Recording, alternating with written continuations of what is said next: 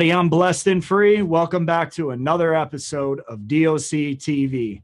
So you guys already know what it is on this channel. I do interviews and we talk about jail, crime, prison, and the corruption that goes on in all of those.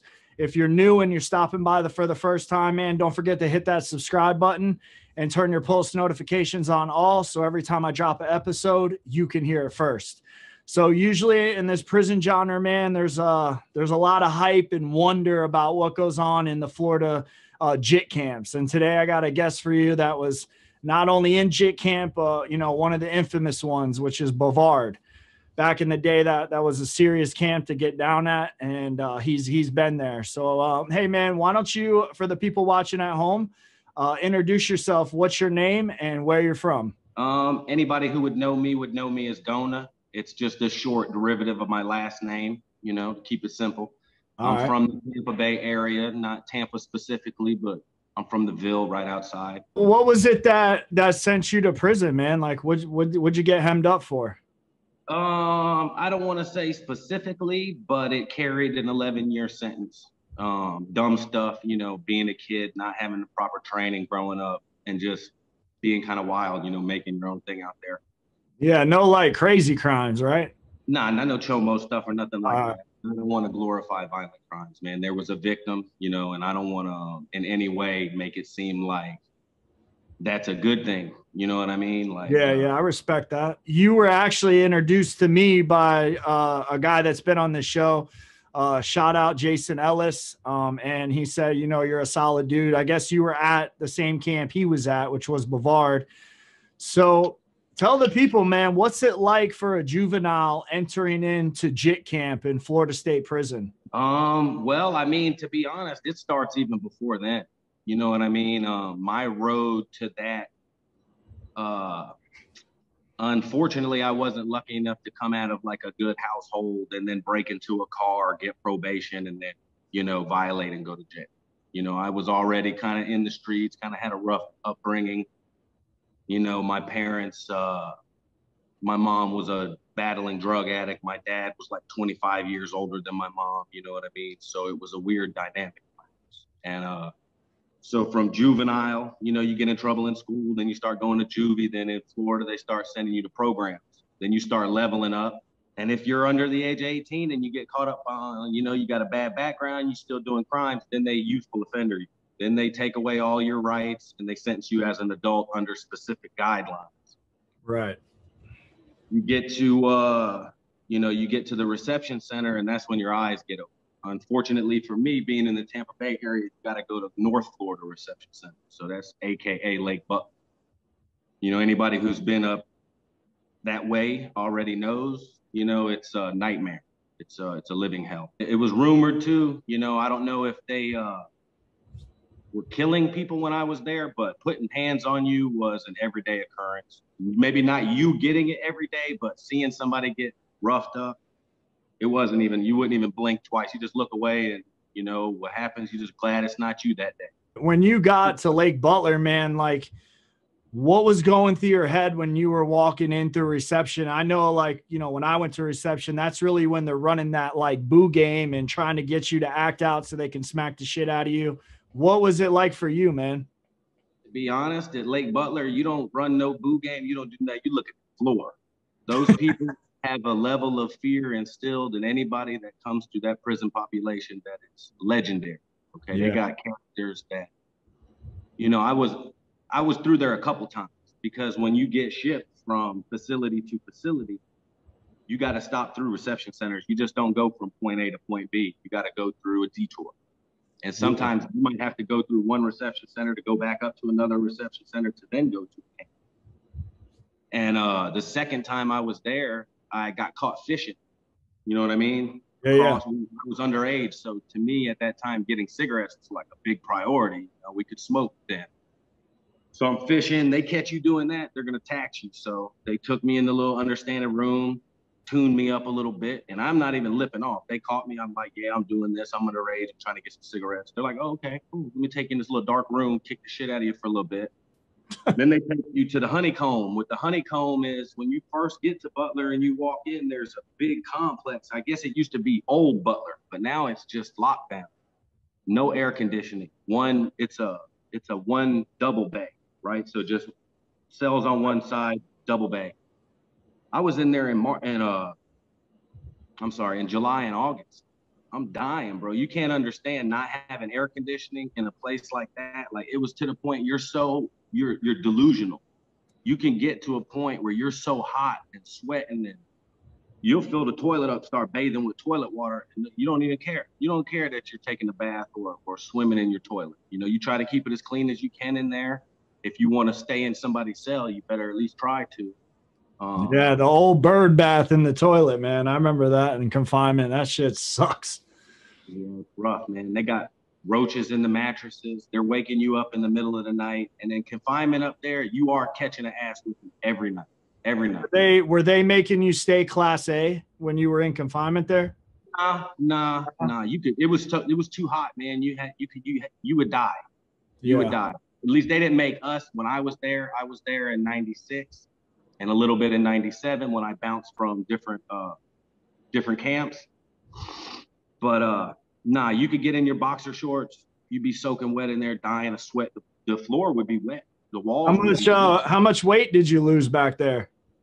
I wasn't really big at that time. I was a kid. I was a little boy. So at that time, I had just had my 16th birthday. I maybe was 150 pounds, maybe 5'6", soaking wet. You know, when you get out of confinement, you're gonna lose a good 20. Yeah. And then when I was up there, I found out that my grandfather had died. So my mom actually came and visited me, and they shackled me out from confinement. And she said it was one of the worst things she had ever seen because I was gaunt and I was pale, and they don't shower you regularly. It's not like you're have very good hygiene when you're in there. You're Monday, Wednesday, Friday. If you're lucky. Lucky. Yeah. They'll buck you on them showers now.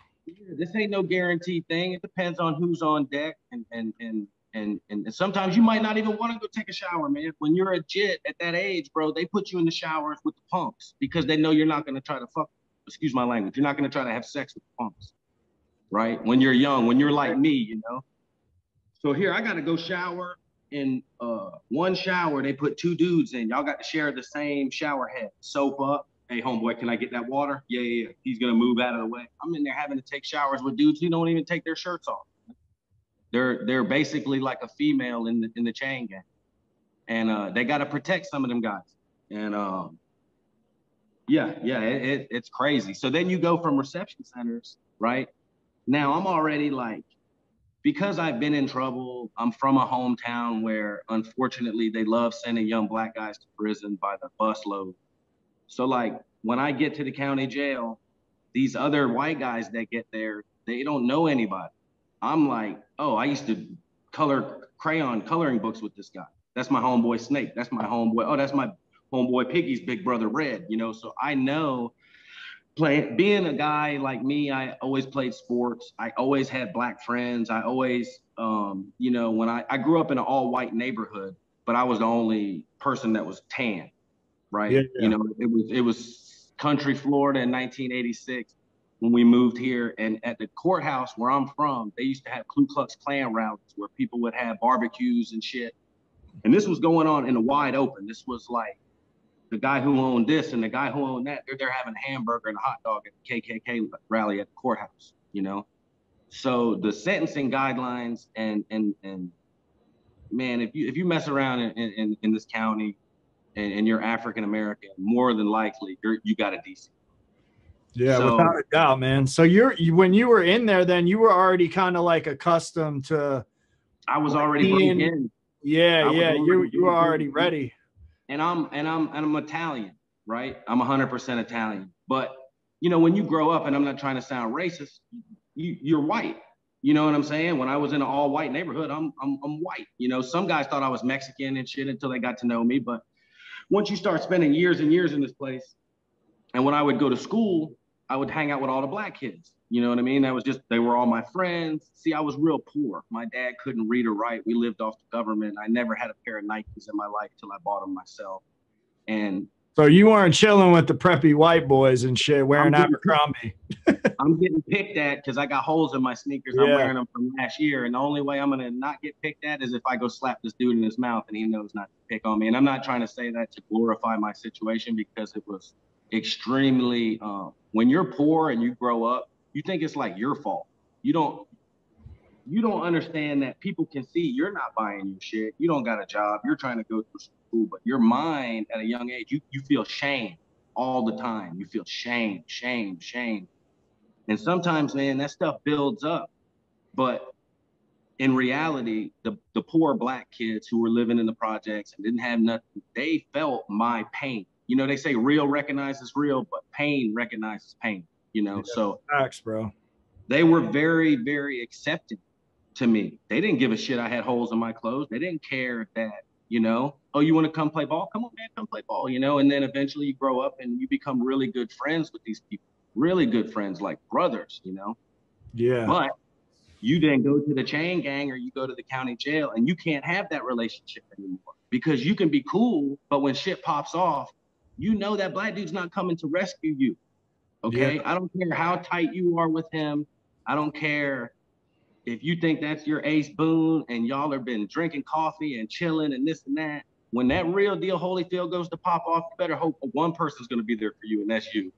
Yeah, and a lot of people don't realize that the prison system still to this day creates racism for people going in for the first time, because a lot of people like that haven't been like you and me, they don't understand that. So when they go in, it's like a culture shock to a lot of people, man, because they're not ready for what's yet to come. You know what I'm saying? I've been in and out of juvenile hall. When I used to go to juvenile hall and see my buddies, right? This is JDC in Ocala. If anybody wants to check me out, we used to, from this county, you got to go to JDC. And I wasn't in there a bunch. I didn't have to spend a lot of time. It was always bullshit, but I'd be in 21 and out. days. Not even, I never even broke it past 7 until I got adjudicated as an adult. They pushed me 20 days. Then they took me to the county. I was never in there longer than a weekend, maybe, you know, but I would see my buddy, oh, hey, what's up, man? You know, guys I got in trouble smoking weed with in middle school that I had to go back because I had parents and they never came back. They hit the streets running 6th, 7th grade, never seen them again. You know what I mean? No education, no nothing, streets raised. When you were talking about Butler, I heard you say like you went through there a couple times because you were like going from camp to camp. Yeah. So what would you say was the craziest camp that you went to your whole time down? The worst camp that I was at was Hillsborough C. That's a JIT camp. It's real small. It don't got maybe a couple hundred people in it, but you can't go there if you're over 18. Okay. It's the East Coast Indian River. You heard of Indian River? I heard of Hillsborough JIT camp. Okay. So you know. Yeah, that's back when like Morgan Street and all that shit was around. Yes. Morgan Street Jail. Yeah. So you're from around this Bay Area too. Yeah, I'm in 813, man. But for the people watching at home, explain to them, like, say, you know, you'll say a white boy, because we were talking about that earlier. What would a 17-year-old white boy going into Hillsborough JIT camp be walking into? That's where I got the harassing. 16 years old, I'm about, like I said, $150 maybe, 5'6", and I'm a pretty boy at the time, especially. I didn't even have to shave. 2 years I was in prison before I had somebody told me, hey man, go shave, you ain't going to canteen. I was so fucking happy when that dude told me to go shave. I was like, for real? He was like, yeah, man, go shave or you ain't get canteen today. What kind of mental shit is that? You know what I mean? But you get to the camps, first off, you're getting hollered at, all that type of shit. Hey, boy, white boy, I'm finna take that. I'm finna take this. Back in my day when I first got there, they still had care packages. All that was just getting phased out. I was the first few guys that had 85%. I was one of the first few guys that had a letter in his DC number because they ran out of numbers, right? Yeah, so when they started putting T's and V's and D's and M's and all this stuff, these guys are hollering, I'm gonna take that booty, wait till you get in the dorm, wait till you get in the dorm. I'm laughing, I'm like, all right, whatever. I'm looking around, these other white dudes, they got their heads down looking spooked. And I'm not saying that to be mean or nothing, but this is a big culture shock to them. They don't know how to handle. I got this in JDC when I was a kid going there the first time. You know what I mean? I'm already like kind of, all right, man. You already know what time it is. I already know what time it is. This is that rah-rah bullshit. They're just selling wolf tickets. Ain't nothing to pop off from here. When I get there, 2, 3 black dudes from my hometown are there, and my co-defendant is there, who we were straight. My first real test of heart, I would say, came about 2 months later, right? I know y'all like hearing this stuff. So my reputation from being kind of a young, wild guy that's been in the streets since he was 12 years old preceded me with my co-defendant, right? Because, you know, your co-D is always going to hype you up. You're his homeboy. Right. Oh, my dog, but he don't play, you know, he got them hands. I just seen him do this. I seen him do that. I've known this guy my whole life, you know. But that can backfire on you too, because then the people he's saying that to, it backfired on me. They're like, all right, I want to test them hands. You know, let me see what your Cody's about then. You already knew where I was going with the situation. Yeah. I make my bunk up. They're already feeling me out. Now, I'm not a little guy. I might be small, but I'm like muscular, right? Yeah. I'm an athlete. I always played sports, always worked out. There was this guy, he was from California, where they really gangbang. And he was a real deal gangbanger. He was like 18 or 19, cholo. His name was Little Man, but he wasn't that little. We were all little. You know, he just got a name like that because he was a young gangbanger. Yeah. Tatted up dog. I'm talking about nobody had tats back when I hit the joint. Maybe a couple bullshit little needle tats. He was sleeved up. He had like the numbers of his gang. I ain't even gonna call him out because I don't want to say no disrespectful shit. But he had the numbers of his gang on his neck. This dude was all in. And they chill tight. It don't matter where you're from. If you're a Chico, you got it smooth when you get to prison. They're gonna look out for you more than any other race. They're gonna tighten you up with canteen. They're gonna watch your back. Yeah, that unity, bro. That's that unity. So my bunkmate is Spanish. They're in the room, rah-rahing it up. I'm out in the, you know, doing my thing. I come back to go to bed that night. I flip my pillow over, you know, like getting my bunk ready to go, get my shit down from A1.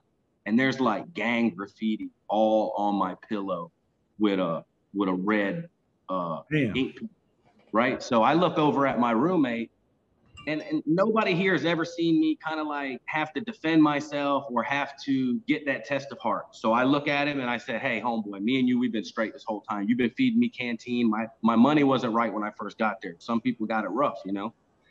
And I said, man, I would hate to take this out on you. You know what I mean? I don't want to have no drama with you. You're my roommate. And I know you didn't do this, but you got to tell me who did it, or me and you going to bang it out until I find out who it is. So he tells me this guy, Little Man, did it. So I walked very calm and gingerly down to his cell, not on no bullshit. And he had a wild ass Puerto Rican as a roommate. You know, they like to keep everybody kind of linked up. His name was O-Dog. He was from Orlando. This was a wild ass dude, man. He was about 6'3", 185 pounds, fought all the time. Man, that's a big ass jit. These dudes ain't jits, man. As long as you're under 18, you're straight. So these dudes are on the border. They're like 18, right about to go off to either adult camp or Brevard. Yeah. So, or Lancaster, depends. If they're from North Florida, they'll maybe shoot them a little love and send them to North Florida. So I knock on their door, boom, because this is back in the day, you had your own key, and at night you lock yourself in so nobody busts your head with a lock and sock while you're sleeping. I knock on the door. Yeah, what's up? Damn, little man, you wrote that shit on my pillow. He's like, yeah, what's up? And I'm like that, homeboy? Yeah, what's up? Like it's just, oh, okay. Damn, it ain't shit. I said, all right, homeboy, I'm gonna be strapped up. The guard left at 11 o'clock every night. Okay, this is the wildest fucking jit prison in all of Florida, and the guard just leaves the day room at 11 o'clock at night. How they do it? You don't even see him. So we come out. He knocks on my door. Boom, boom. Like I said, they didn't really know me as a person or that I've been through a lot in my life. I'm already A1, strapped up, got my bro gains on under my covers before the count even came. So when he knocks on my door and he opens it, he's in his slides and his pajama pants and his t-shirt. He ain't ready. He was testing me. I flipped my blanket up. He goes, oh, okay, you want me to go put my boots on? I said, homeboy, meet me in the back. You got to shoot me a fade. So it was funny, too, because when you had to fight, you had to go on the other side of the door in the understanding room. Each hallway had an understanding room because you didn't want nobody you were close to jump in. You know what I mean? So that was like refereeing it. You just go on the other side. Everybody's asleep, man. Me and this dude are the only ones up. And I didn't make a big deal out of it. I didn't go, I walked up nice and quiet, told him, and now we're going to go handle this like some grown men, right? Or kids, whatever. So we get back there. I looked at him, and I'm not a evil person, bro. I'm a good dude. You want to be straight with me? That's why I made it through prison so good, because I was sweet with everybody and was fair and a good dude. So I said, damn, bro, why would you do that? And he's like, it's whatever. And I said, all right, are we going to be straight after this?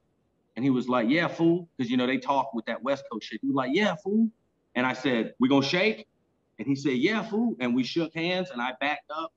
And I'm not going to tell you what happened, but it was one of them things where I knew if I didn't stop, he was going to have to get his homeboys to fuck me up.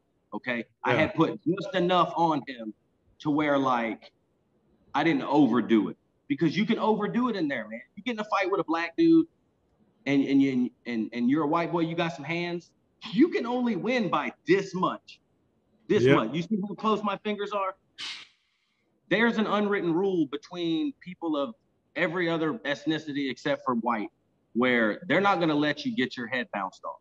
They're not going to see some white boy score off on this dude to the point you done mop them up. Nah, another black dude's gonna jump in, whether he likes that dude, knows that he ain't even gotta be from the same fucking city. Yeah, fact.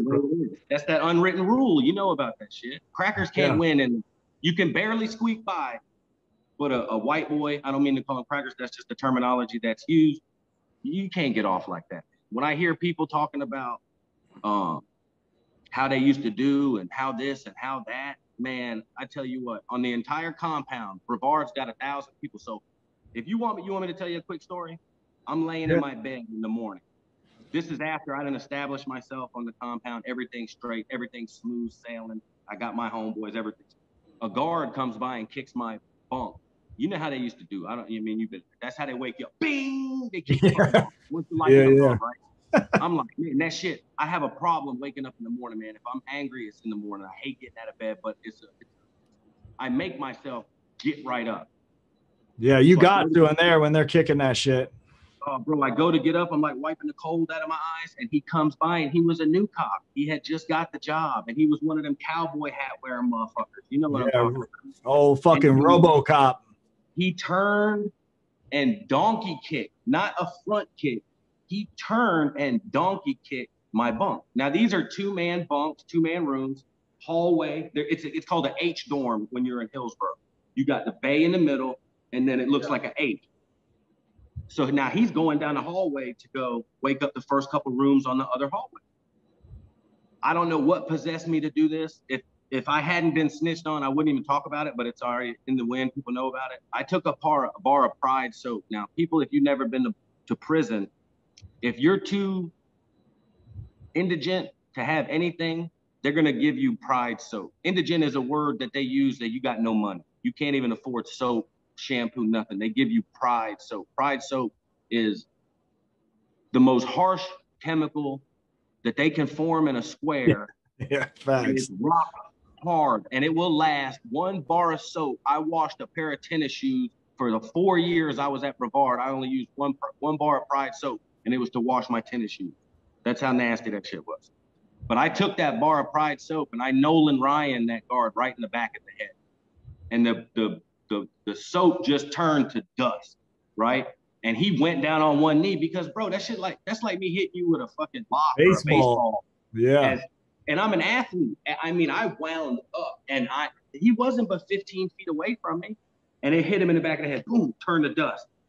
I already had, whoop, I went right back in my room. I had my toothpaste and my toothbrush in my hand.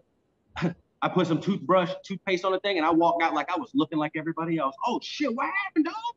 Nobody saw me do it. Nobody saw me do it except one black dude that lived across the cell, and his fucking eyes were this big, right?